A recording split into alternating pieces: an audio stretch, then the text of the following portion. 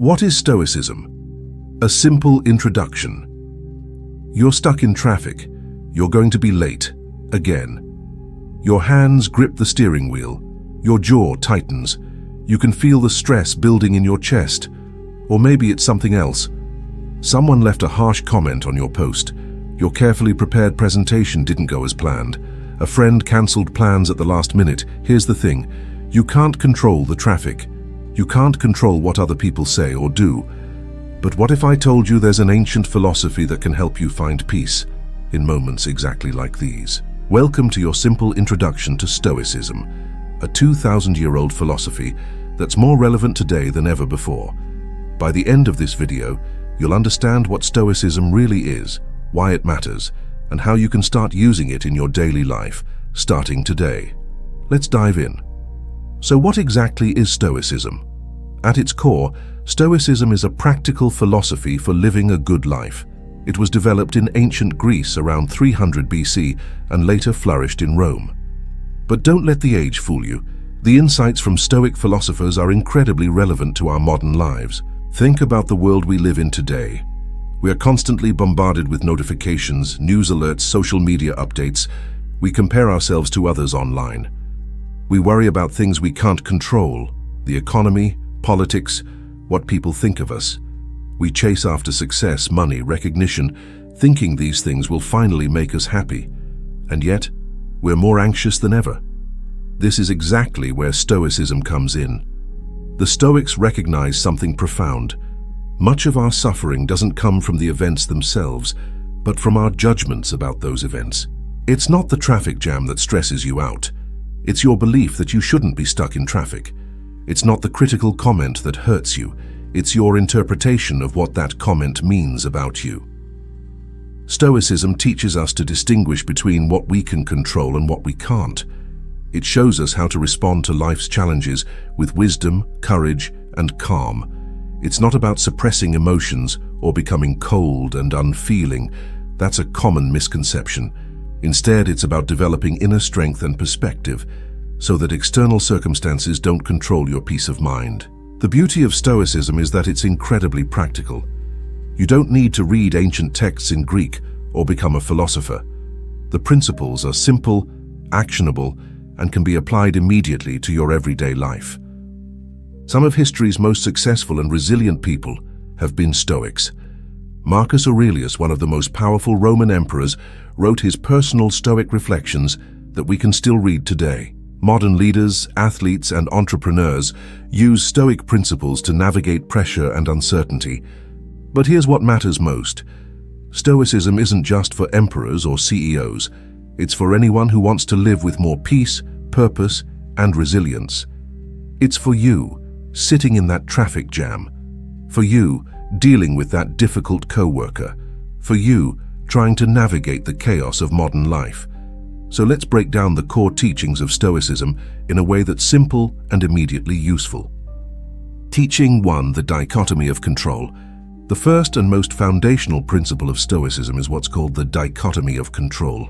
Big term, simple concept. Imagine drawing a line down the middle of a page. On one side, write, things I can control. On the other side, write, things I can't control. Now, here's the exercise. Where does most of your stress come from? If you're like most people, you worry about things like, will I get the promotion? What if people don't like my work? What if the weather ruins my plans? What will happen in the next election? Notice something. All of these are on the can't control side. The Stoics realize that we have complete control over only a few things. Our choices, our responses, our effort, our character, our judgments and interpretations. That's pretty much it. Everything else, other people's opinions, outcomes, the weather, the past, the future, is ultimately outside our control. Here's a practical example. Let's say you're preparing for a job interview. You can control how well you prepare, how you present yourself, your attitude and effort, but you cannot control whether they hire you. They might have an internal candidate. The company might freeze hiring. 100 factors outside your control could influence the outcome. The Stoic approach? Put all your energy into what you can control, your preparation and performance, and let go of attachment to the outcome. This doesn't mean you don't care about getting the job. It means you find your peace in knowing you did your best, regardless of the result. When you waste emotional energy worrying about things you can't control, you're draining the battery you need for the things you can control. It's like trying to change the wind instead of adjusting your sails. The Roman Emperor Marcus Aurelius wrote, "You have power over your mind, not outside events. Realize this, and you will find strength." This single principle, if truly understood and applied, can eliminate a massive amount of unnecessary suffering from your life. I'm teaching 2. Virtue is the only true good. The second key teaching is about what actually matters in life. We chase a lot of things, don't we? Money, fame, pleasure, success, recognition. We think, if I just get that promotion, I'll be happy. Or if I just reach this goal, then I'll feel fulfilled. But the Stoics had a different view. They believed that the only true good is virtue, specifically living according to 4 key virtues: wisdom, making good judgments, seeing things clearly, learning and growing. Courage, not just physical bravery, but the courage to do what's right, to be honest, to face your fears. Justice, treating others fairly, being kind, contributing to your community. Temperance, self-control, moderation, not being controlled by your desires. Everything else, money, health, reputation, pleasure, the Stoics called preferred indifference. That means they're nice to have, and it's natural to prefer them, but they're not essential to your happiness or character. Think about it this way. Can a wealthy person be miserable? Absolutely. Can a poor person be content? Yes. Can a famous person lack integrity? We see it all the time. Can someone unknown be virtuous and fulfilled? Of course. Here's a practical example. Imagine you find a wallet full of cash, no one's around. You could keep it, that would give you the pleasure of extra money. Or you could return it. That would be the just thing to do. The Stoic position is clear. Your character, your choice to do the right thing, is more valuable than the money, because money can be lost, stolen, or become worthless. But your integrity, that's truly yours, and nothing can take it away unless you give it away. This teaching is incredibly freeing. It means your happiness isn't dependent on circumstances outside your control. You can be happy, or more accurately, you can have inner peace and fulfillment, whether you're rich or poor, healthy or sick, praised or criticized, because your happiness depends on your character, and that's completely within your control. It shifts the question from "what can I get" to "what kind of person am I becoming?" Teaching 3. Negative visualization and impermanence. The third key teaching might sound a bit dark at first, but stick with me. It's actually deeply liberating. The Stoics regularly practiced something called negative visualization. This means imagining that things you value might be lost, not to make yourself miserable, but to appreciate what you have and prepare yourself emotionally for life's inevitable changes. Everything is temporary. Your health, your relationships, your possessions, your life itself. This isn't pessimism, it's reality. And the Stoics believed that accepting this reality actually leads to greater happiness. Here's why this matters. Most of our suffering comes from attachment and expectations. We expect our loved ones to always be around. We expect our health to continue. We expect things to stay the same. Then when change happens, and it always does, we're devastated. Let me give you a practical example. Think about your phone. You probably use it every day, but do you really appreciate it? Now imagine you lost it tomorrow. Suddenly you'd remember all the things you took for granted. The photos, the convenience, the connections. The Stoics would say, why wait until you lose something to appreciate it? Here's a simple practice. Before you leave for work, take a moment to appreciate your home. Look at your loved ones and remember that your time together is limited. Not to be morbid, but to truly value this moment you have with them. When you drink your morning coffee, actually taste it, knowing you're not guaranteed another cup. This practice, called memento mori, remember you will die, isn't about being depressed. It's about waking up to the preciousness of now. Seneca, another famous Stoic philosopher, wrote, "Life is long if you know how to use it." Most of us sleepwalk through our days, taking everything for granted, always looking to the future for happiness. Negative visualization brings you back to the present and helps you appreciate what you already have. It also prepares you for loss. If you've already contemplated the possibility of losing something, you won't be blindsided when change happens. You'll have emotional resilience. And here's a beautiful paradox. When you accept that everything is temporary, you actually enjoy things more. You're present with them instead of clinging to them. You love people more freely because you're not burdened by the expectation that they should never change or leave. One more practical example. Let's say you're worried about losing your job. Instead of pushing that fear away, a Stoic might think, what if I did lose my job? I'd survive, I'd find another one. I have skills and resourcefulness, it wouldn't destroy me. This mental rehearsal removes the terror from the possibility and helps you see that you're more resilient than you think. Okay, so now you understand the core ideas of Stoicism. But how do you actually practice it? Here are some simple exercises you can start today. Start your day by asking yourself, what challenges might I face today? Don't do this to worry, do it to prepare. You might face traffic, a difficult conversation, or a setback at work. Remind yourself, I can't control these events, but I can control my response. Mentally rehearse responding with patience and wisdom. The Stoics called this premeditatio malorum, the premeditation of evils. By anticipating challenges, you won't be caught off guard when they arise. When you feel yourself getting stressed or upset, pause and ask, is this within my control? If yes, take action. If no, accept it and redirect your energy. For example, stuck in traffic, not in your control. Accept it. Put on music or a podcast. Arrive when you arrive. Someone disrespected you, not in your control.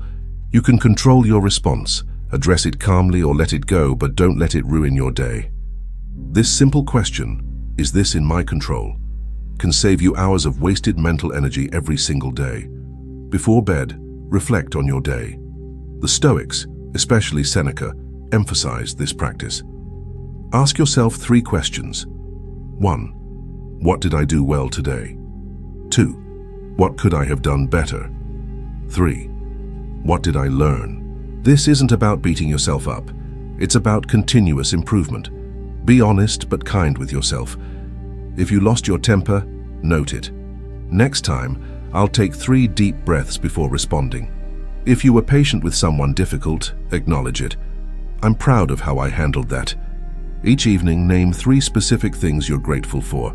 Not generic things, specific things. Not my family, but the way my daughter laughed at breakfast. Not my health, but being able to walk in the park today.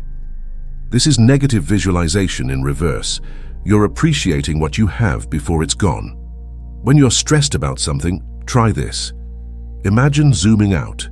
Picture yourself from above, then your city, then your country, then Earth, then the solar system. See how small your problem looks from that perspective. This doesn't mean your problems don't matter. It means putting them in proper proportion. That argument you had, that embarrassing moment. From the cosmic perspective, they're tiny. This helps you respond with wisdom rather than panic. The Stoics believed in focusing on one thing at a time with full presence. Not multitasking, not scrolling while talking to someone. When you eat, eat. When you work, work. When you're with someone, be fully with them. This practice builds both presence and self-control, 2 core Stoic virtues. The beautiful thing about these practices, they take less than 10 minutes total per day, but they can completely transform how you experience your life. Let's bring this all together. Stoicism is a practical philosophy for living well. It's not about becoming emotionless or passive. It's about developing wisdom, courage, justice, and self-control so you can navigate life's challenges with grace and find peace regardless of your circumstances. We covered 3 key teachings today. First, the dichotomy of control. Focus your energy on what you can control, your choices, responses, and character, and let go of what you can't. Second, virtue is the only true good. External things are nice to have, but your character is what really matters and what's truly within your power. Third, negative visualization and impermanence. Everything is temporary, and accepting this helps you appreciate what you have now and builds resilience for inevitable changes. And we covered practical exercises you can start today. Morning reflection, the control check, evening review, gratitude practice, the view from above, and focusing on one thing at a time. Here's what I want you to remember most. Stoicism isn't about being perfect. It's about progress. The ancient Stoics themselves struggled with anger, fear, and desire. They weren't emotionless robots. They were humans trying to live better lives just like you. You're not going to master this overnight. You'll still get frustrated in traffic. You'll still worry about things you can't control. You'll still have difficult days. That's okay. That's being human. But with practice, you'll notice something shifting. Maybe you catch yourself mid-worry and redirect your thoughts. Maybe you respond to criticism with curiosity instead of defensiveness. Maybe you appreciate a sunset because you remember that nothing lasts forever. These small moments add up.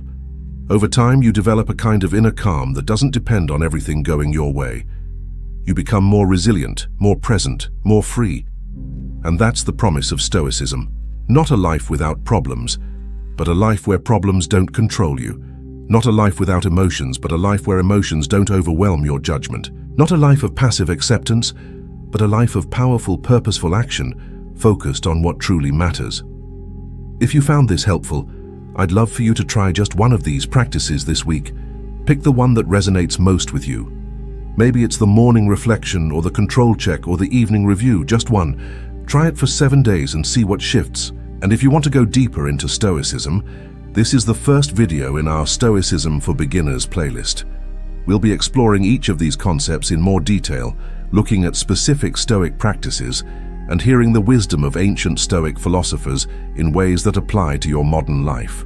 Subscribe to the channel so you don't miss the next video, where we'll dive into how to handle difficult emotions the Stoic way, anger, anxiety, fear, and come out stronger on the other side. Until then, remember, you have power over your mind, not outside events. Realize this and you will find strength. Thanks for watching. Now go practice some Stoicism in your real life. I'll see you in the next one.